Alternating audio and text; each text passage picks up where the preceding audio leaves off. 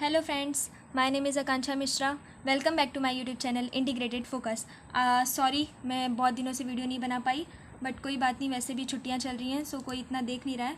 But please मेरे channel को आप लोग ज़्यादा से ज़्यादा शेयर करिए ताकि ज़्यादा लोग अवेयर हों कि हाँ, इंटीग्रेटेड फोकस करके चैनल है जहाँ पे हम इजीली कॉन्सेप्ट मैं क्लियर कर देती हूँ। सो हमने लास्ट वीडियो में economic theory of entrepreneurship discuss की थी। सो आज हम वही नेक्स्ट मूव ऑन करेंगे, वही इकोनॉमिक के बाद social theory of entrepreneurship, psychological और integrated theory of the entrepreneurship. So economic theory के बारे में एक बार फिर से रिवाइज कर लेते हैं हमने क्या पढ़ा था। सो इकोनॉमिक थियरी ऑफ एंटरप्रेन्योरशिप, सबसे पहले थियरी क्या होती है? थियरी प्रिंसिपल होता है। इकोनॉमिक मतलब इकोनॉमिक एरिया में थियरी जो एक तरह से कह लीजिए कि एंटरप्रेन्योरशिप जो इकोनॉमिक थियरी से किस तरह से रिलेटेड है, तो उसके लिए दो स्पेशल राइटर या थियरिस्ट कह लीजिए, पापानेक एंड हरीश थियरी ने दिया था, और सेकंड है जो है मिस्टर किर्जाने थियरी ने दिया था। तो पापानेक हरीश थियरी जो है वो रिलेटेड थी कि जो भी इनके हिसाब से economic incentive like availability of the bank credit, high capital formation, low rate of interest, increase demand for consumer good and service, availability of the productive resources, efficient economic policy and infrastructure facility are the main forces of the entrepreneurial activity in any country। तो इनके हिसाब से ये सब सारे जो हमने अभी पढ़े पॉइंट्स, ये इनकी थियरी में मेन थे, मतलब इंसेंटिव थे, उन्होंने इस पर ज़्यादा फोकस किया था। और मिस्टर किर्जा ने थियरी थी, इन्होंने 1973 में ये आई थी थियरी। तो ये बताए थे कि डिसइक्विलिब्रियम एग्जिस्ट होती है मार्केट में, तब यही एक रूट कॉज है जो कि एंटरप्रेन्योरशिप डेवलपमेंट होती है। मतलब कि एंटरप्रेन्योरशिप का डेवलपमेंट तभी होता है जब मार्केट में किसी चीज़ का डिसइक्विलिब्रियम हो। डिसइक्विलिब्रियम वो पॉइंट होती है जहाँ पे इक्विलिब्रियम क्या होता है, सबसे पहले ये समझिए। मार्केट जहाँ पे मार्केट में समझ लीजिए ये एक्स हो गया, ये वाई। तो मार्केट में जो डिमांड है, मतलब ये समझ लीजिए डिमांड यहाँ पे है और यहाँ पे सप्लाई है। तो जो डिमांड और सप्लाई जहाँ पे जैसे डिमांड डाउनवर्ड है और सप्लाई अपवर्ड है, दोनों जहाँ पे पॉइंट इंटरसेक्ट करेंगी वो पॉइंट को इक्विलिब्रियम कहा जाएगा। तो डिसइक्विलिब्रियम वो होती है जहाँ पे डिमांड और सप्लाई इक्वल ना हो, तो उस केस में एंटरप्रेन्योरशिप एडवांटेज लेते हैं, और मतलब ये थियरी उसी पे बेस है। और अब आते हैं हमारा जो मेन टॉपिक है, social theory of entrepreneurship. So social theory of entrepreneurship क्या कहती है? जो सोसाइटी के सोशल वैल्यू से रिलेटेड है। तो according to the social theory, social cultural theory, entrepreneurship develop in any economy affected by the status hierarchy, social mobility and spiritual moral as well as religious values. So important theories इसमें क्या क्या है? Young theory of change in group level pattern, Young theory थी, सबसे first थी जो social theory में आती है। देन सेकेंड जो है मैक्स वेबर थियरी है, max Weber theory of entrepreneurship growth है। और थर्ड जो है B.F. हॉसेलिड्स थियरी, और फोर्थ जो है Thomas Cochran theory of cultural value. So आज हम यही चारों डिस्कस करने वाले हैं।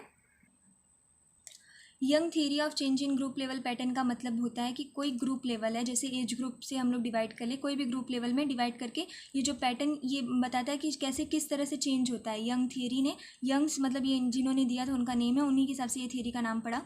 तो देखते हैं ये क्या थियरी क्या कहती है। यंग ओपाइंड, उन्होंने अपना ओपिनियन दिया था कि that entrepreneur characteristic are found in small group where in individual develop as a entrepreneur. Young arrived at the group level pattern behavior entrepreneur based on his study known as thematic appreciation test. इन्होंने एक ये study की थी थैमेटिक appreciation test, जिसके हिसाब से उन्होंने entrepreneur के ग्रुप को डिवाइड किया था। Young theory is a theory of change based on society incorporation of reactive sub group. According to him a group become reactive when the following three condition coincide: when access to important social network is denied, when a group experience low status recognition, and third is when the group has better institutional resources than other group in the society at the same level. So ये three जो condition है, इन्हीं three के condition की वजह से सब group में डिवाइड होता है यंग थियरी। सबसे पहला ये है कि जब सोशल नेटवर्क जो है उसकी ज़्यादा इंपॉर्टेंस डिनाई करने लगे लोग, और ग्रुप एक्सपीरियंस जो है लो स्टेटस रिकॉग्निशन, मतलब कि किसी को लगे कि हमारा जो स्टेटस है बहुत कम है, हमसे बड़े लोग को देखो उनके पास कितनी लग्जरीज हैं, तो ये सब सोच के भी एक अंदर से आता है कि हाँ हमें एंटरप्रेन्योर बनना है। थर्ड ये when the group has better institutional resources, किसी ग्रुप के पास बेटर इंस्टीट्यूशनल रिसोर्सेज, सब कुछ है, टेक्नोलॉजी है, रिसोर्सेज सब कुछ है, अवेलेबल है। Then the other group in the society at the same level पे है। जैसे फ्रेंड्स लोगों में होता है ना कि तुम्हारी फ्रेंड्स कोई ज़्यादा मतलब उनके पास ज़्यादा रिसोर्सेज हैं, किसी भी एरिया में ले लीजिए, स्टडी फैक्टर में जैसे कोई एफर्ट कर लेता है कोचिंग के लिए, कोई नहीं, तो ये सब डिस्क्रिमिनेशन जो होती है उसकी वजह से माइंड में आता है कि हाँ ये जो change in group level pattern, यही थियरी है यंग ने निकाली थी टेस्ट थेमेटिक एप्रिसिएशन टेस्ट के द्वारा। अब मूव करते हैं हमारा Max Weber theory of entrepreneurship growth. जो मैक्स वेबर है, इन्होंने ये एंटरप्रेन्योरल ग्रोथ की थियरी दी थी। According to Max Weber, driving entrepreneurial energy has generated the adoption of exogenously supplied religious belief. According to him, some religion have basic belief to earn and acquire money while other do not. सो इनके अनुसार जो भी religious belief होते हैं, basic belief होती हैं कि कमाने के लिए या फिर मनी हमें चाहिए, तो वो सब एक सेकेंड, मतलब किसी के पास अर्निंग के लिए, मतलब कोई सोचता है कि हाँ बेसिक बिलीफ रहती है कि हमें अर्न करना है, तो वहीं दूसरी जगह लोगों की सोच अलग होती है कि नहीं, मतलब कितने लोग होते हैं कमाना नहीं चाहते।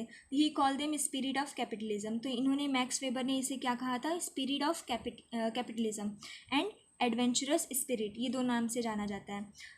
तो MCQ या ऑब्जेक्टिव टाइप में भी ऐसे क्वेश्चन आ सकते हैं। The spirit of capitalism will be generated when the mental attitude in the society is favourable toward the capitalism. These beliefs lead to intensive exertion in the occupational pursuit, the systematic ordering of means to and the accumulation of the assets. His theory suggested that the belief system and Hinduism, Buddhism and Islam do not encourage the entrepreneurship. इनकी theory में ये कहा गया था कि जो भी belief system है रिलीजन को लेके, जैसे बुद्धिज़्म, इस्लाम, हिंदुइज्म, ये सब हो गए, तो ये सब से इनकरेज नहीं होती entrepreneurship. Max Weber theory entitled to colonial rule, who wanted to encourage the European entrepreneurship in India, but it has been criticized by the subsequent researcher and sociologist.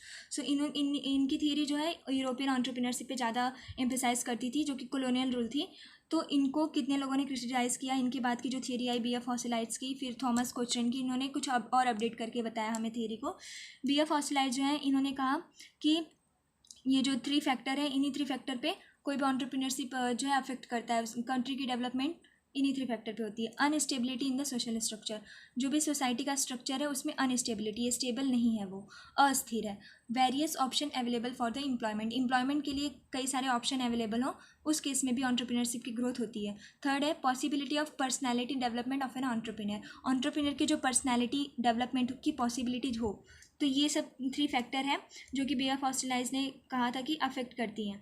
According to him, if there are instability in the social structure in an economy, then in such an instance, the entrepreneur can play a crucial role in creative adjustment by innovation.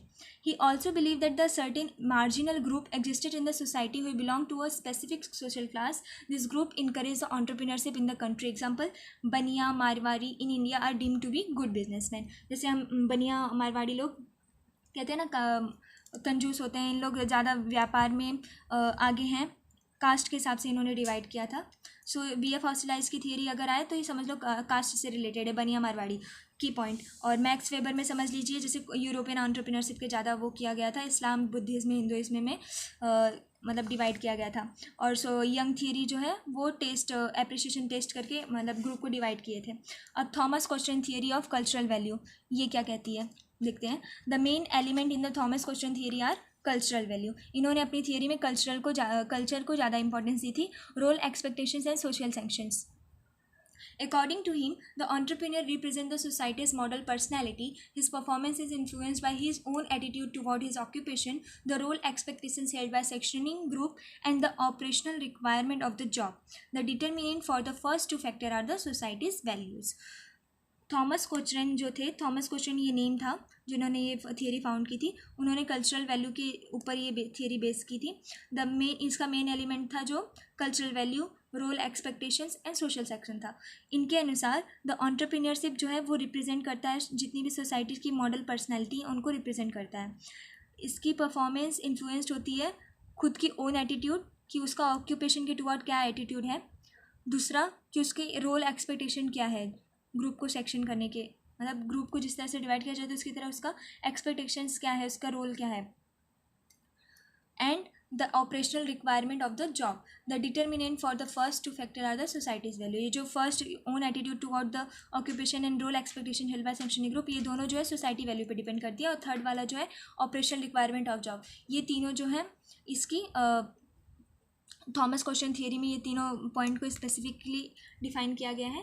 सो ये हो गया हमारा आज का social theory of entrepreneurship. सो हमारी next class में हम psychological theory of entrepreneurship continue करेंगे। तब तक के लिए बाय बाय, टेक केयर, बने रहिए, शानदार रहिए, पढ़ते रहिए। God bless you guys.